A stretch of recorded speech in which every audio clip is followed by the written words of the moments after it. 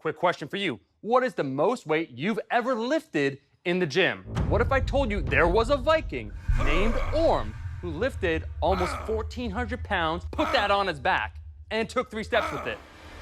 This is Ancient Workouts with me, Omar Isuf. In each episode, we examine the culture of one ancient group of warriors and try to apply aspects of their training, nutrition, and mentality into our own exercise routines. How do you stack up against these legendary warriors? Let's find out. Who really were the Vikings? Who are any of us? This is an existential question, but luckily for me, I feel well-versed in answering this because I've been lifting in gyms for years and years. You see, there is a special type of gym activity that's essentially Viking cosplay. It's called strongman. Requirements include having a beard, listening to Norwegian black metal, and barely benching body weight. I'm kidding, strongman. Some of you guys can almost bench press 1.5 times body weight. Give yourself a round of applause. Vikings is the modern name given to the seafaring people primarily from Scandinavia. From the 8th century onward, they raided, traded, and settled throughout parts of Europe. Sounds like some sort of album, to be honest. Interesting enough, many people associate their voyages with Western Europe, but they traveled extensively, making it all the way to Constantinople, Iran, and even North America, which they called Vinland. Let's not mince any words, however. Raiding was brutal, often hitting a village, killing all the men, robbing anything of value, and taking the young women as enslaved people. At the same time, there are many myths about their brutality or lack of perceived intelligence. For instance, the Vikings didn't actually drink out of skulls of their vanquished enemies. That's a myth. But they were skilled craftsmen. A key example being the well-preserved Oostburg ship made almost 1,200 years ago. It's simply astounding. Lastly, they didn't actually wear silly 2-horn helmets. But you know what? I'm not removing it. Please, call me Orm. Take it off. What's the name? Please take off the helmet. Please take off. Name? Orm. You got it. Why don't you just ask? Surprising no one. It appears Vikings were probably pretty damn strong. Even stronger than you might think. Recall our pal, Orm Strolofsson, or as his friends called him, Ted, who put 1,400 pounds on his back 1,000 years ago, and then he walked with it. He took 3 steps. Haters, which there are many, might try to bring up the fact that allegedly he broke his back in the process of carrying the 1,400 pounds. And to them I say this, leave my pal Ted alone. He did nothing to you. So, how did the Vikings get so strong? Remember, seafaring was a focal point of Viking culture, and this is important. All Viking ships were oared, which meant heavy rowing for crew members. This type of rowing would be intense exercise against resistance, in this case, the water, for extended periods of time. Pulling up rope nets full of fish was also requiring great upper body strength, and there was the traditional practice of using lifting stones in a small Icelandic village. So already we got rowing, we got pulling, which are great for the upper back musculature, and then stones, once again, which would be full body, posterior chain, back, grip strength.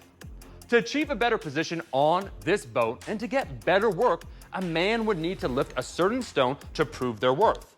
Stones could be labeled weakling, useless, half, and full strength. The Vikings were very literal, apparently. According to lore, to earn top billing, a stone would need to weigh a minimum of 341 pounds and then be lifted to hip height. Again, stones are different than, say, a deadlift. If you've done a deadlift before, they're more unruly. So I could tell you that 341 pounds is actually a major lift. In terms of diet, Vikings likely had a higher protein diet. Scandinavia is not necessarily a rich farming country, and as such, the Viking diet would rely on more game and fish. But this is beneficial. Maybe you've heard about protein and its role in hypertrophy. The question is, why is protein relevant for building muscle? Fortunately, I have my good friend, Dr. Helms, who has researched this extensively, talking about protein's role in hypertrophy. Eric, thanks for joining us. It's a pleasure to be here, Omar. Thank you. A lot of people have heard about protein, its role in terms of building muscle, anabolism. Can you kind of give us a 101 on protein and its role when it comes to lifting? Protein is one of the building blocks of all structures of life. When we consume protein, we go into a state that's called muscle protein synthesis, and we get into a positive muscle protein synthesis state. Then when we're not eating, it goes into being a negative or neutral state, and the net balance of muscle protein results in whether or not we gain or lose muscle. The more active we get, and if we actually resistance train, then it directs that protein to actually go towards skeletal muscle building. That results in the slow accumulation of muscle. Eric, let's talk about that. Both for the sedentary population and for lifting enthusiasts, what would be the overall protein recommendations for someone for those two different populations? So when we look at the data on what is the bare minimum amount of protein to eat to prevent malnutrition, it's 0.8 grams per kilo, which is not very much. The average person, just by the day-to-day habits of a Western diet, they're normally consuming closer to 1.2 to 1.4 or 1.5. And that's probably a good thing, because if we're talking about maximizing performance and improving muscle mass, the most up-to-date data we have suggests that you want to be eating probably at least 1.6 grams per kg body mass, which is about 0.7 grams per pound of body mass, up to as much as, say, 1 gram per pound. Or if you're dieting, maybe even higher than that. Eric, I want to give a shout out to you, the Iron Cult. Thank you for being on. My pleasure. The combination of regular activity involving heavy lifting and a higher protein diet meant the Vikings were pretty darn strong. And we have evidence of that once again. Shout out to our boy, Orm. Vikings lifted stones to test overall strength, and a modern analogous movement would be that deadlift. It's just a fantastic test of overall strength. It doesn't really matter what your goal is. Most people would benefit from doing the deadlift. It involves your posterior chain, so your glutes, your hamstrings, your erectors, so your lower back, as well as your upper back musculature, so things like your trap, grip strength. In that way, it's very similar to stones, something that people could do at the gym. 341 pounds was the weight of the top stone that needed to be lifted to get a better position on the boat. What can we do today? Well, we got an excellent routine for you, 3 different movements, as well as a warrior challenge. For the first movement, we're going to do an inverted row.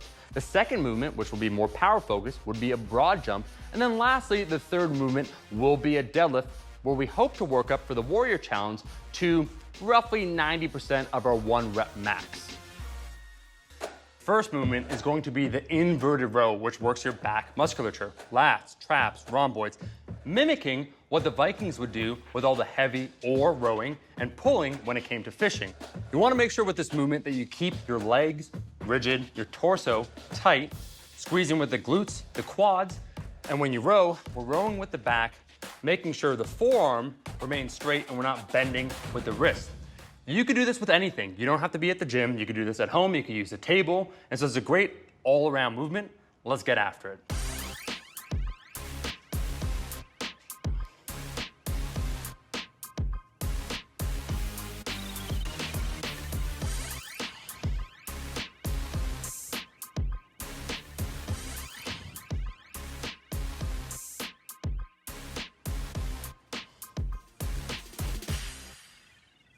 The second movement is the broad jump, which is perfectly going to set us up for the deadlift.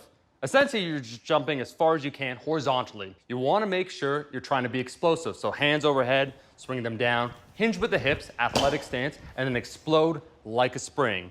Try and do 3 to 5 repetitions, making sure you apply yourself, but not maximum effort. Land softly, and let's get after it.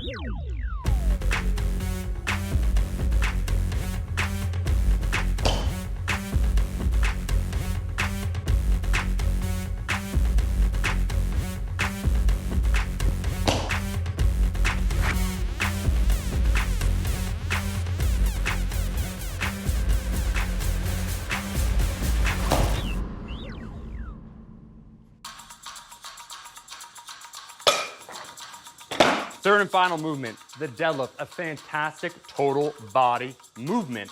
This involves your posterior chain, so the glutes, the hamstrings, the erectors, lower back, as well as the traps, your grip. Some Vikings did a stone lift, and this is the movement that best mimics it, and I think pretty much everyone can benefit from doing it. Ancient warriors, if you're down for the challenge, what we're doing today is at 90% of our 1 rep max. So working up to something heavy that is manageable, we can do. Think you did it, but you probably only had 2 reps left in the tank. That's what 90% means. Let's get after it.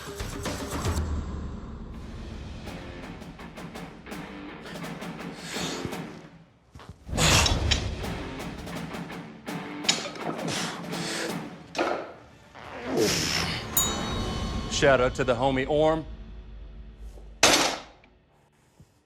It's pizza time!